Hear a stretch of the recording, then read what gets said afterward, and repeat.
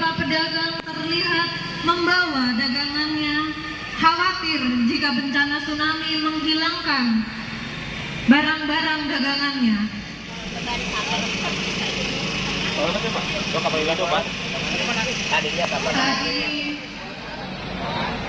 Saat ini situasi di lapang.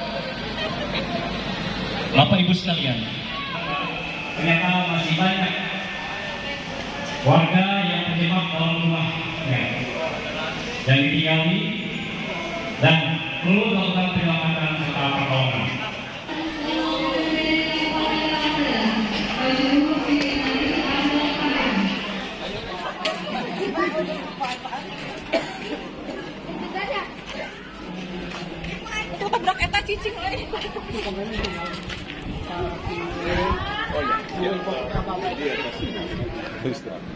Nah, ini masih jadi korban nih. Oh.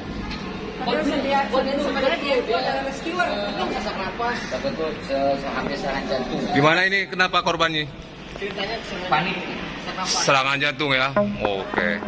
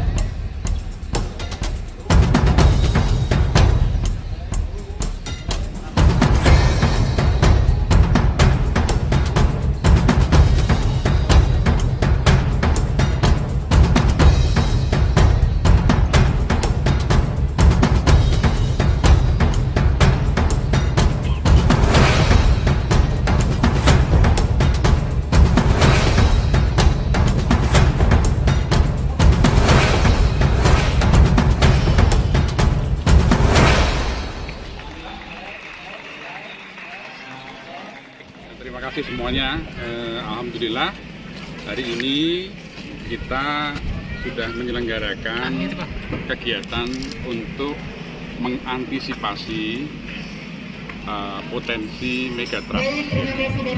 Jadi hari ini kita melakukan apel kesiapsiagaan yang terkait dengan megatrust. Yang kedua, kita tadi sama-sama menyaksikan satu simulasi evakuasi mandiri bukan hanya untuk masyarakat, tetapi juga untuk wisatawan yang hadir di Pangandaran. Dan mereka hari ini diarahkan menuju ke tempat evakuasi yang ada di Pangandaran. Dan ini kita lihat antusiasnya luar biasa. Tadinya kami prediksi sekitar 200 orang, tadi kita lihat lebih dari itu. Dan ini semoga nanti menjadi kebiasaan bagi kita setiap tanggal 26 setiap bulannya. Ini pertama, sirine yang ada di Pangandaran ini harus dicek lagi apakah berbunyi atau tidak. Kemudian memastikan jalur-jalur evakuasi ini sudah bisa dilalui dengan baik, dan tentu saja tempat evakuasi ini bisa digunakan dengan baik juga. Tetapi selain itu, informasi-informasi yang harus kita berikan pada masyarakat Indonesia yang akan datang ke Pangandaran supaya mereka tidak khawatir. Kenapa? Karena kita Pangandaran sudah melakukan upaya-upaya antisipasi, ya. Nah, termasuk di dalamnya adalah nanti informasi-informasi yang sedang disiapkan oleh BPBD baik provinsi maupun Kabupaten Pangandaran. Itu adalah informasi mengenai kesiapsiagaan yang ada di hotel-hotel. Jadi kalau mereka nginep di hotel, kalau ada sesuatu, ada informasi, mereka bisa pergi ke tempat yang mereka tuju. Termasuk mereka yang sedang berwisata di pantai-pantai yang ada di Pangandaran. Itu. Pak, simulasi ini di beberapa titik, Pak? Simulasi ini ada di satu titik, ada di sini, ya. Dan ini nanti akan secara terus-menerus akan dilakukan di titik-titik yang lain. Jadi yang dilatih itu tidak hanya di satu titik, tetapi di titik-titik lain yang memungkinkan memiliki potensi terhadap ancaman tsunami yang ada di sini. Secara keseluruhan, daerah lain? 4 daerah ya? Daerah lain tadi kalau kita lihat ya, yang semua berpotensi terkait dengan megatrust di Jawa Barat, ini tidak hanya di Pangandaran. Jadi ada di Tasikmalaya, di Garut, Pamengpeuk, kemudian di Cianjur, dan sampai dengan Sukabumi ya. Nah, ini semua ke depan akan kita siapkan dengan baik. Memastikan bahwa tidak hanya pemerintah daerahnya yang siap, ya, tetapi juga masyarakatnya dia dapat merespon semua informasi. Karena ini adalah bagian dari peringatan dini. Jadi kalau kita bicara peringatan dini, itu tidak hanya bicara mengenai bunyi atau tidaknya sirine, tetapi harus memulai dengan apakah masyarakat paham mereka tinggal di daerah bencana atau tidak. Ya. Kalau mereka paham, mereka tahu mereka tinggal di daerah rawan tsunami misalnya, maka informasi berikutnya adalah harus ada satu lembaga yang kemudian memonitor itu terus, dan di Indonesia itu dilakukan oleh BMKG. Jadi kalau kemudian BMKG memberikan informasi pada kita mengenai ada potensi itu adalah bagian dari tugas BMKG. Jadi kita harus mendukung itu. Kemudian BMKG memberikan informasi pada kita, pada BPBD. BPBD kemudian dengan SOP yang dijalankan, salah satunya adalah kita mengaktifasi sirine-sirine. Tetapi itu tidak cukup. Ya. Sirine bunyi, masyarakat mendengar, itu tidak cukup. Masyarakat harus memiliki budaya keselamatan. Mereka harus bisa merespon setelah dapat informasi itu. Kalau rumahnya ada di daerah rawan tsunami, mereka harus pergi ke tempat yang aman. Kalau mereka sedang sekolah, anak-anak kita sedang sekolah, di sekolahnya kebetulan ada di daerah rawan tsunami, mereka harus pergi ke tempat yang aman. Kalau ada tempat wisata, yang tempat kita di Pangandaran ini banyak tempat wisata pantai yang indah-indah, ada informasi dari sirine, dari BMKG, mereka pergi ke tempat yang aman. Nah, tempat yang aman ini termasuk jalur-jalur evakuasi, termasuk rambu-rambunya harus disiapkan oleh pemerintah daerah. Ya, ini adalah salah satu bentuk layanan pada wisatawan yang datang ke sini. Saya yakin kalau masyarakat di Pangandaran sudah terbiasa, sudah tahu tempat-tempat evakuasi di mana. Tapi mereka yang datang ke sini, nah mereka harus diberitahu dengan baik. Nah, ini adalah komunikasi risiko yang harus dibangun ya, di Pangandaran ini, untuk jangan sampai kemudian mereka ketakutan wisatawan untuk datang ke Pangandaran. Pak, mungkin ada bantuan apa aja yang diserahkan ke BPBD Pangandaran? Ya, jadi yang pertama adalah anggaran. Anggaran itu apa? Untuk operasional, apa yang kita lakukan tadi, untuk kesiapsiagaan. Itu ada di BPBD. Kemudian yang kedua adalah peralatan logistik. peralatan logistik tipenya banyak sekali tadi, termasuk di dalamnya ada tenda-tenda, ada selimut, matras dan sebagainya. Ini semuanya digunakan untuk memberikan dukungan penanggulangan bencana di Pangandaran. Nah, mungkin untuk garis pantai Pangandaran ini kan ada 93 km nih, Pak. Ya. Mungkin untuk EWS sendiri kan cuma 3. Menurut BNPB gimana, Pak? Ada 5 ya? Jadi begini, tidak semua yang sepanjang pantai itu ada penduduknya. Ya, jadi yang diprioritaskan adalah yang memiliki resiko. Resiko itu siapa? Ya, di situ ada masyarakat yang bermukim di situ. Di situ ada tempat wisata. Itu yang kemudian menjadi prioritas. Memang tidak semua harus ditempatkan untuk sirine dan sebagainya. Nah, tempat-tempat yang tadi berisiko tinggi tadi itu yang kita perkuat, Pak. Dan di situlah kemudian kita menyiapkan mulai dari jalur evakuasi, tempat evakuasi, rambu-rambu sampai dengan sirine-sirine tadi. Harapannya Pak, inilah yang kemudian dilatihkan masyarakat. Jadi yang namanya budaya itu kalau kita lakukan secara terus-menerus, kita jangan lengah, jangan lupa. Karena 2006 ya, Pangandaran pernah terdampak oleh tsunami. Dan itu adalah pelajaran yang mahal. Pelajaran mahal kenapa? Karena waktu itu ada masyarakat kita yang menjadi korban, ada kerusakan, Pangandaran lumpuh. Saatnya kita bangkit, tetapi kemudian bangkit dengan apa? Dengan hidup harmoni dengan ancaman. Tidak ada ketakutan karena kita sudah siap. Nah, ini yang kita lakukan dan ini juga dilakukan di tempat-tempat yang lain supaya kita bisa hidup berdampingan dengan ancaman bencana. Ya, saya kira itu ya. Kalau terkait isu megatrust ini seperti apa sih dari BNPB ini?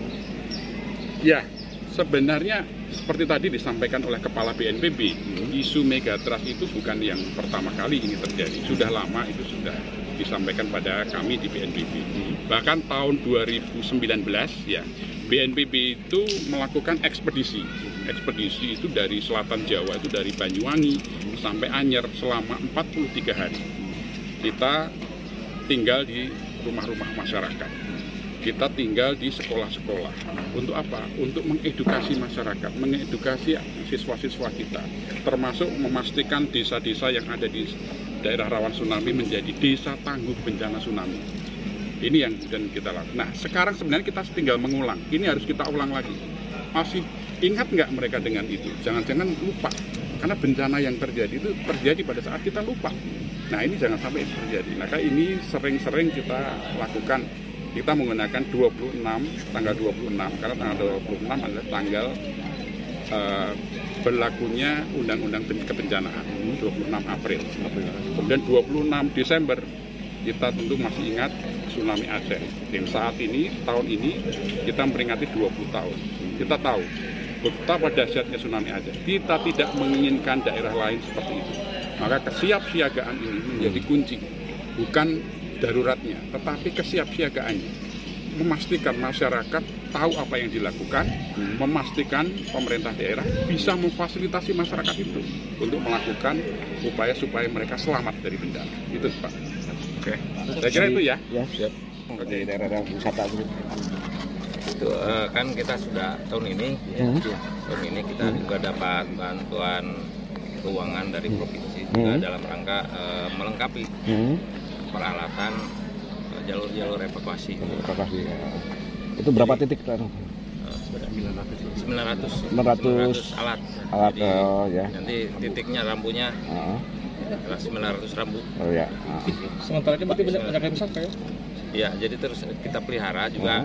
Tentu himbauan juga kepada masyarakat untuk ikut juga menjaga ya, peralatan untuk alat tersebut jangan sampai dicabut atau dilakukan. Pak, kalau early warning system yang di laut kita itu aman atau gimana kondisinya, Pak? Aman, jalan. Kan kita setiap tanggal 26 dibunyikan ya? Sebagai bentuk pemeliharaan juga mengecek alat. Iya. Tadi 5 titik itu di mana aja, Pak? 5 titik. Pantai Barat 2, kantor Telkom, dan kantor kecamatan. Kecamatan sama Bojong Selawe ya. Oh iya. Di Pangandaran beberapa wilayah Pak yang potensi terdampak ketika ini terjadi. Itu kan sepanjang pantai ada 6 kecamatan dan juga 16 desa. Kalau sepanjang pantai di Kabupaten Pangandaran.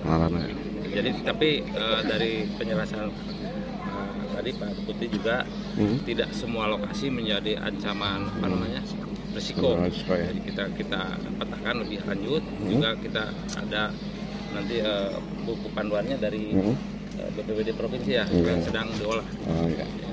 Upaya dari pemerintah daerah sendiri untuk edukasi ke masyarakat seperti apa, Pak? Kita kan setiap tahun, setiap waktu juga kita membentuk desa tangguh bencana, juga ada sosialisasi ke setiap masyarakat supaya mengedukasi masyarakat supaya masyarakat setiap waktu itu siap. Dan dengan segala kemungkinan gitu. Ya. Oke. Gimana barusan evakuasi dari atas nih simulasinya? Luar biasa. Tapi takut ya? Ada takut gitu? Takut ketinggian nggak? Lumayan takut. Jadi deg-degan. Tapi yang luar biasa. Luar biasa ya. Ikut simulasi ya. Oke, sip, mantap. Terima kasih.